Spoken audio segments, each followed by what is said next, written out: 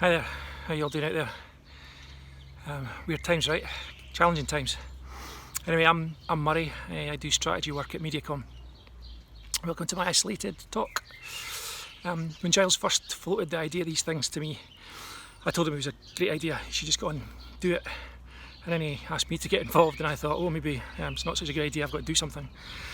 And then kind of events sort of overtook me, and the little imposter monkey that sits on my shoulder started, whispering poison at me like he always does, little bastard.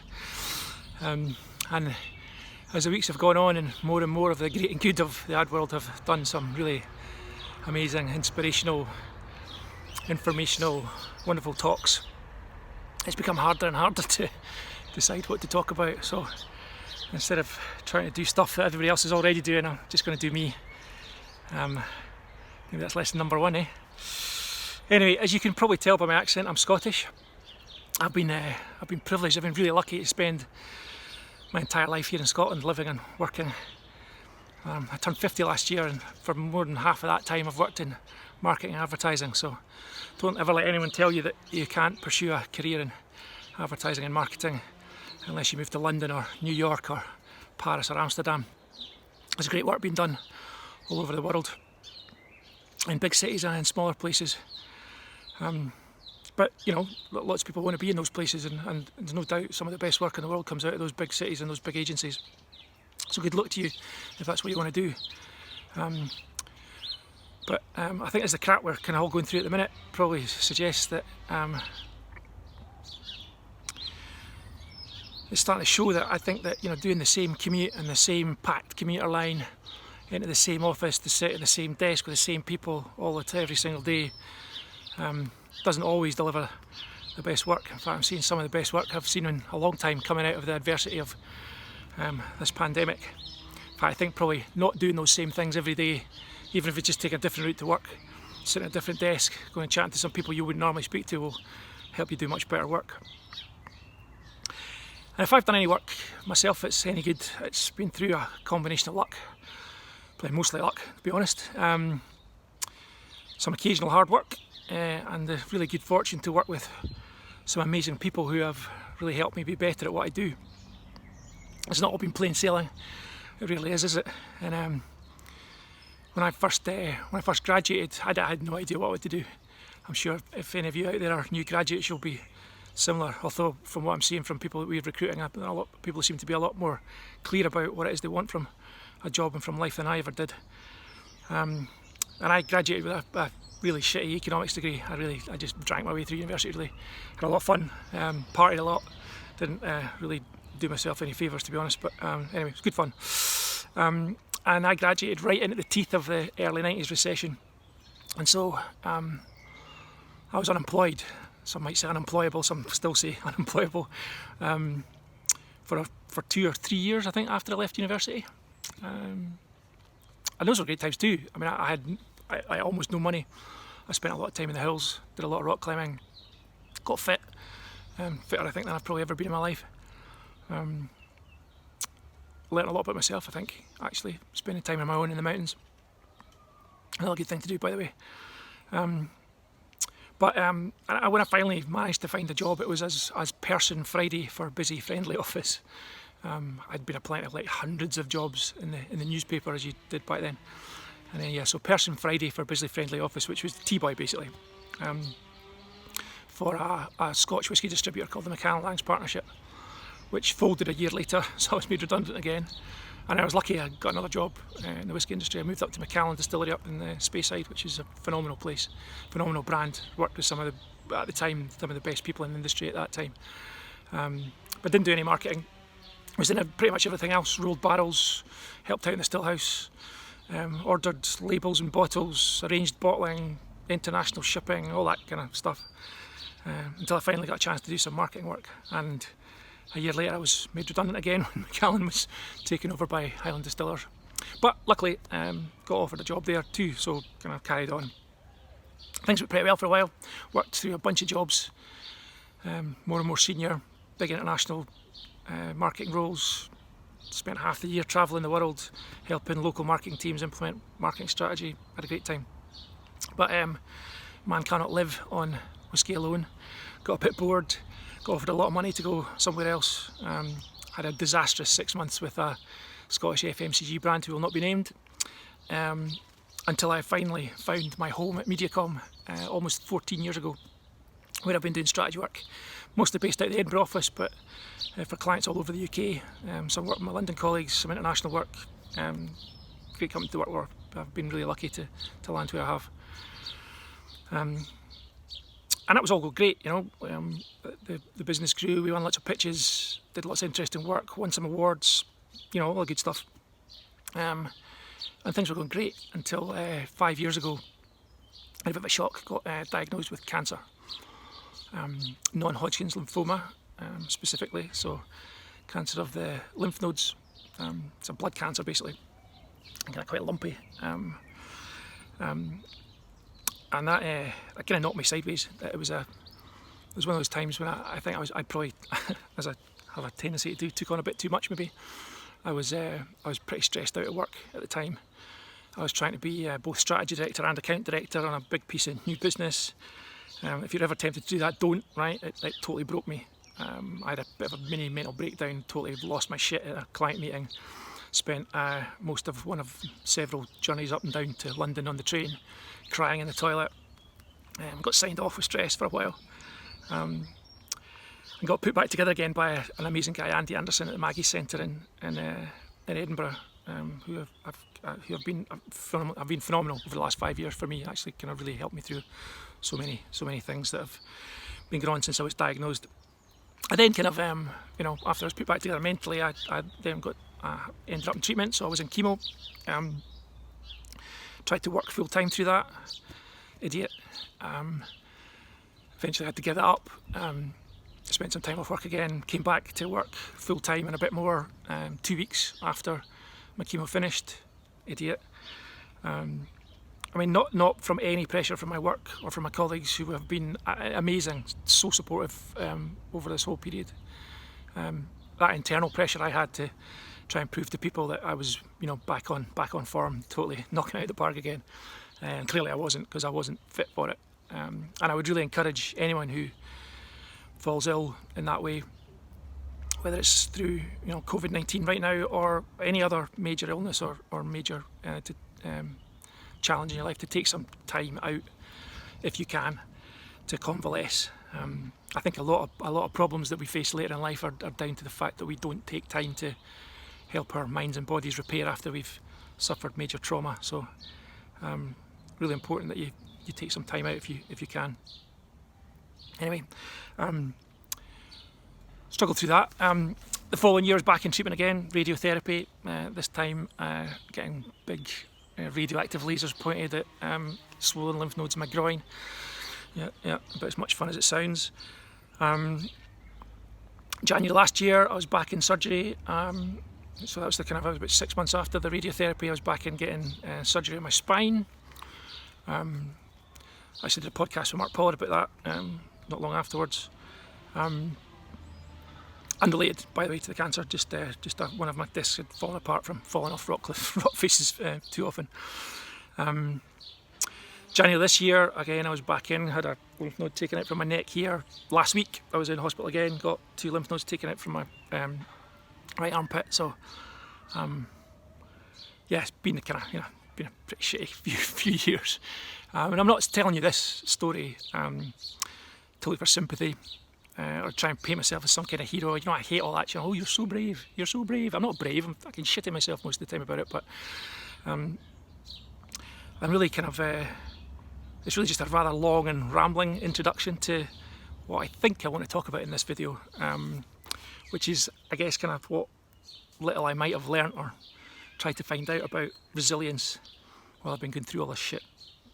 Because I think unless you're kind of, you know, a psychology major, you're studying it professionally, it's only really when you're kind of faced with, you know, real obstacles, proper, you know, a big accident or real challenge at work or major stresses or trauma that you, some nightmare client, losing a job, getting ill like I have, or, you know, a global pandemic even, that you really, I think, start to understand your own and others' fragility and your resilience to that, or your lack of either. It's also to explain why this might not be the most coherent talk I've ever given, because I'm off my tits and tramadol, and it's a hell of a drug. So anyway, stick with me, I'll try and stick to the point. So first thing, I think it's probably, we've got to admit that it's quite a human thing to overestimate how fragile we are. I've done it myself repeatedly, not just in the past 5 years, worrying about whether I'd make it through this diagnosis or the next treatment or whatever challenges work through up at the same time as I was trying to deal with all this crap. We assume all sorts of things about what kind of disaster might be facing us in the future. It's really easy to kind of hypothesise and kind of look forward and see what might be the worst. Whether that's mundane stuff like will I be able to afford that house? Will I get that promotion? Will I afford that car, that holiday? Even like small stuff like I'm going to miss a particularly tasty night out at some DJs coming from overseas or whatever it is. In fact, I suppose that in the job that we do, we quite often exploit. Is that the right word? Maybe a bit harsh. We we use these insecurities to deliver commercial gain for our clients, our agencies, ourselves. But it's really easy, I think, to become dominated by those fears. The fears of losing or even never gaining that job, that status, those material possessions, or in my own case, the good health that I think we probably all think we might deserve or at least want.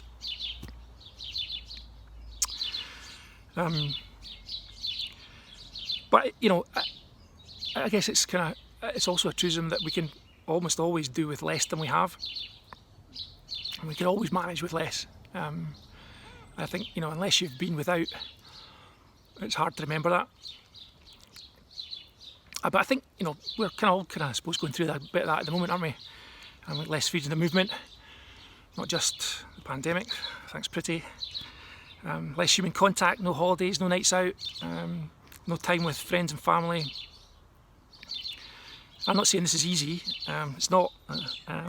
It's a lot harder for a lot of people than it is for some of us in Adland, who frankly are pretty lucky in a lot of respects. Most of us can do our job from home. It's reasonably well paid. It's not it's not that dangerous.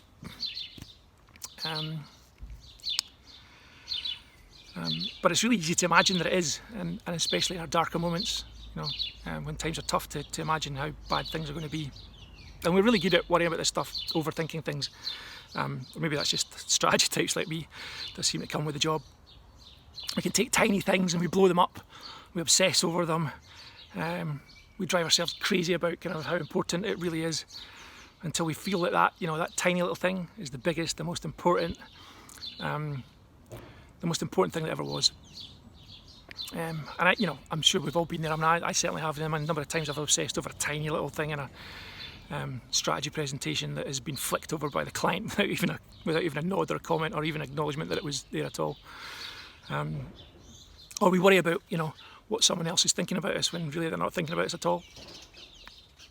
Looking at you brands, all you brands out there, nobody's really thinking about you. Anyway, so that's fragility. I think resilience is can be quite an overused word.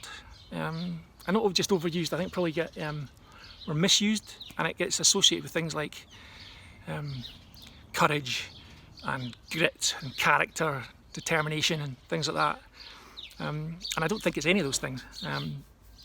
I don't think it's a vague concept like those things. I think it's a much more concrete thing like that. And there's quite a lot of research has been done into what resilience is and how you can cultivate it. For starters, and so apologies here, kind of strategy guy. So you'd be expecting me. I've done a bit of research. Comes with it's a bit of a habit. Anyway, there's this guy, psychology professor in the States, 60s, 70s, I think, maybe into the 80s. Anyway, guy called Norman Garmetzi. I don't know. Let's just call him Norman. I don't know how to pronounce his second name. From Massachusetts or Minnesota, or one of those long states with and he did a lot of research into kids.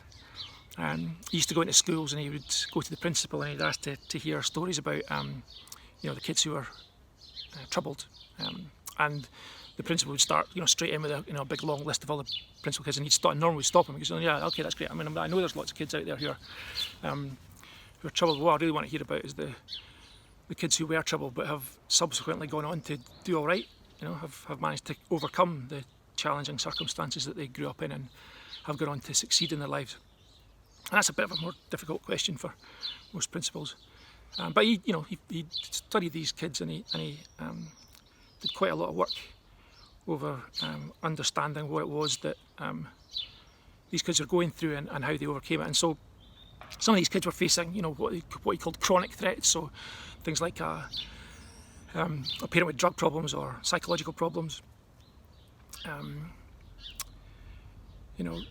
Other kids were facing much more acute stuff. So they'd been in a big accident, or they'd had a violent experience, an incident of abuse, that kind of thing. And those acute things, they tend to be quite high intensity but short duration, whereas the chronic stuff might be lower intensity but over a much longer time. And what he discovered was that what matters most to those future outcomes isn't which type of stress, but the intensity and duration of it. Unfortunately, his career was cut quite short because he had early onset Alzheimer's, but the people that he worked with, these students and his colleagues, went on to discover that there were kind of two elements to that made up how kids responded to this stuff. And one was individual psychological factors, internal stuff, and the other was external environmental factors, as you'd expect. So, and I guess you could probably put that down to what was the kid's disposition on the one hand, and how lucky were they on the other in terms of the situation that they found themselves in. Anyway, kind of in the late 80s, early 90s, I think, another psychologist from Hawaii, Amy Warner, published a longitudinal study she'd done over about 30 odd years of Hawaiian kids, which seemed to confirm his findings. And she discovered that not all kids reacted the same way to stressors. 2/3 of the kids in her study developed serious problems, learning or behaviour problems by the age of 10, and by the age of 18 many of them had delinquency records, had early pregnancies, all sorts of... Sorry, I'm just going to move, the sun's starting to get into my face and it's a bit hot. I live in Dunbar in the southwest of Scotland. It's the sunniest place in Scotland and it's a beautiful day today, so I'm out in the garden, try to catch some vitamin D and see how that helps. Anyway, so Amy's research, 2/3 of these kids had problems either earlier or in their later childhood, but a third seemed to manage to overcome those problems and develop into really confident, caring, successful young adults and go on to have great lives, basically. Excuse me. So some of this was down to just pure luck, as kind of Norman's research had suggested earlier. They might have usually something like, having a really great relationship with a parent or a mentor or, some other formative relationship in their youth. But another large set of factors were psychological, so they were to do with how they responded to a changing environment round about them. And she found that from quite an early age, those kids who were the most resilient went out and kind of sort of met the world on their own terms. They were quite independent. They would look out for new experiences. They had what she'd call a positive social orientation, so they liked being around other people. But perhaps more importantly, they had what psychologists call an internal locus of control, basically, which means that basically you believe that it's you and not your circumstances which most affects the outcomes in your life. So it's like you have control over what happens in your life. And she explained that resilience was like a constant calculation. So it's just which side of the equation weighs more? Is it the resilience of the stressors? And basically, all of us have got a breaking point. No matter how resilient we might think we are, at some point, it's possible we could come across something that just breaks us, however well we've coped to date. But also, you'll be pleased to hear, she discovered that some of those kids that had problems earlier in their lives, who hadn't been resilient to the challenges that they faced, later in life went on to flourish just as much as those kids that had started off really well. And that kind of begs the question that, okay, so can you learn how to be resilient, right? So I'm nearly done, stick with me. So my final witness, George Bonanno, no, I'm not making that name up, George Bonanno, is a professor of psychology at Teachers College in New York. And he's been researching what it is that makes some people more or less resilient to stress and trauma. His research shows that all of us have evolved the same fundamental stress response system, and it's the one that we share with most animals. It's just that, and actually, most of us, most of the time, are pretty good at dealing with stress, actually. But that some of us are much more adept and use that system more often and more effectively than other people. And he believes that the key element, a bit like Emmy Warner did, is in perception. So it's how do you perceive an event? Do you see it as something which is traumatic, or do you see it as an event or an experience that's something to learn from? Basically, he's saying that events are not intrinsically traumatic. It depends how you react to them. I mean, and every event, every traumatic event, every stressor, no matter how negative it might look at the outset, has the potential to be traumatic or not, depending on the person and how they choose to react to it. So you can train people to better regulate their emotions and their reactions to stress. And I'm sure lots of you have been through kind of sort of stress training type stuff at work. And any decent employer should at least have that on hand if it's not part of the ongoing training effort. And that training seems to have lasting effects. So anyway, enough of that theory of Malaki. I really love it, but it can wang on a bit, can it? Anyway, and I can attest to that training effect that I've just discussed. I was really lucky early in my career to work for a guy who drove me absolutely mental. I mean, proper, stand-up screaming fights about what in hindsight are completely trivial things. Things like, is that the anatomically correct way for a grouse to ice skate? Or, should that sunset be 0.5 millimetre further to the left between those two mountains while we're on press? Things that, at the time, drove me absolutely mental. Anyway, he put up with a lot of shit from me, and as I did from him. But he did something amazing for me. He kind of, I don't know why, but he believed enough in me that he spent his own money to send me to go and see someone who helped me better control my emotional response to the stresses that he was causing me. But subsequently, something that's kind of helped me throughout my life. So he kind of told me that it's that classic. You might not be able to control everything that's happening around you, but you can control how you react to it. Which, now I come to think of it, is a bit like what strategy is, and it's how I described strategy to Giles when I was speaking to him in his podcast. Is that strategy is nothing more or less than a decision-making tool to help you navigate uncertainty. In the same way that the techniques that I was taught there was a way of actually you can stop and think and choose how you react to stress or trauma in your life. Anyway, so let's try and wrap this up a bit. We're all going through an extended period of trauma, right? This whole pandemic thing has changed our lives in ways that I don't think we could, we hadn't really foreseen. We couldn't have imagined. We didn't think about, and I guess all of us in our darker moments have got fears for what comes next and how this is going to pan out. Some of us have, had terrible experiences already with it. We've lost loved ones. Many people have lost their lives. Some of us have lost their jobs. So there's a lot of fear for the future, as I was describing at the start of this long rambling chat. But that training I'd had and I guess my experience with my diagnosis and treatment over the last 5 years has taught me quite a lot about what you can and can't do while you're under stress. And it's pushed me to, and sometimes beyond, what my brain can cope with, and my body for that matter. Hopefully I haven't kind of pushed you beyond the pale so far. I'm nearly finished, honest. I've dealt with more pain, more boredom, more feeling shite about just everything than I ever thought it was possible for me to do. And it's taught me that a few things. And the first of those is that all of us, you, me, everyone, right? I don't care how together that somebody seems to have their shit. We're all on a spectrum of mental health. And at any time we can move up and down that spectrum. We could be more or less mentally healthy. And so it's really not weakness to ask for help. And actually there are more people out there than you could possibly imagine who would help you if you would just ask for it. So it's important to, I think, give yourself permission to feel those things, to feel that, you know, it's okay to feel upset. It's okay to react to trauma and stress in your life with emotion. Sometimes my wife gets quite annoyed at me because of this whole thing I do about, you know, okay, well, what's the point of getting angry about it because I can't do anything about it, and she just wants me to be angry, and then, you know, then she gets angry that I'm not angry. Anyway, I digress. So yeah, it's okay to have those feelings. In fact, and I think you need to share those with other people. You need to ask for help.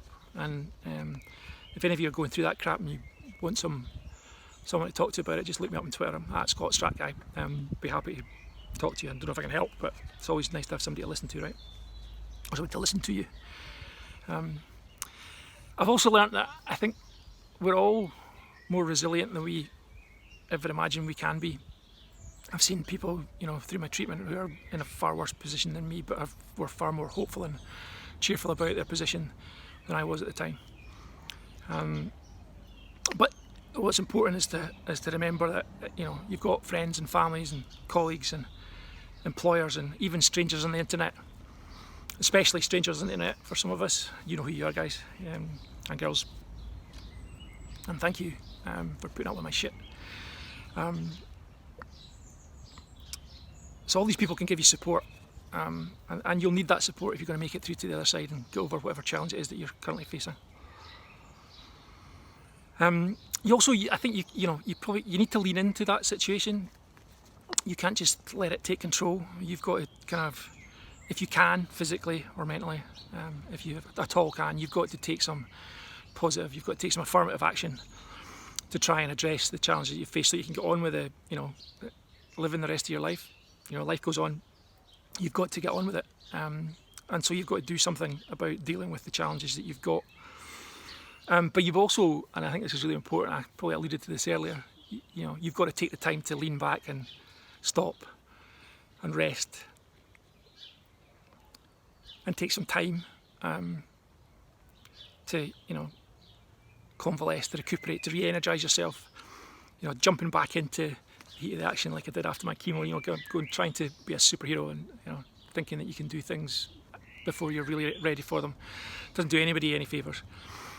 You're not doing yourself any favours particularly, but you're not going to be doing good work for your clients or your colleagues, or you're not going to be doing good things for your family and your friends. So take some time. Finally, I think, you know, my family, my friends, my loved ones, they've been an infinite well of support for me through all this. I don't think I could have done it without them, especially not my wife Emma and my daughter Sorsha, who have put up with all sorts of crap for me while I've been going through this. I love them very much. My parents, my sister Lindsay, all of them, just, you know, amazing. Lots of my friends out there, lots of you on Twitter particularly, have really helped. And so spending time with those people, whether that's in person or now, you know, more virtually, I think is really important. But I think you also need to take some, and I think probably most of us have been finding this out over the last few months, as we've been in lockdown and locked in with those loved ones, is that we also need some time and space to ourselves. You need some time to kind of step back and reflect on what's been happening to you, and reflect on what you want to happen next, and reflect on how you're going to make that happen. Just don't overdo the reflection bit. Maybe that's just me. It seems to be a bad habit in the job. I'm going to finish with a little bit of stoicism from Seneca, inspired by Rob, who, despite being a rich man, was said to have regularly slept in his outhouse, not his mansion, eating stale bread and drinking lukewarm water just to remind himself that no matter what happened, whether he lost his riches, he lost his house, he lost everything, that he would still be okay, because he knew that he could survive living in an outhouse, drinking stale bread and eating drinking bread. That's beer, right? Got beer in the brain. And he says that until we have begun to go without them, we fail to realise how unnecessary many things are. We've been using them not because we needed them, because we had them. So losing employment, losing your health, losing a pitch, whatever that trauma is, it can usually be overcome if we can just better understand that whatever terror we face, whatever challenge we face, it's almost never as insurmountable as we might first imagine. look after each other, look after yourselves. Thanks for listening. Cheers.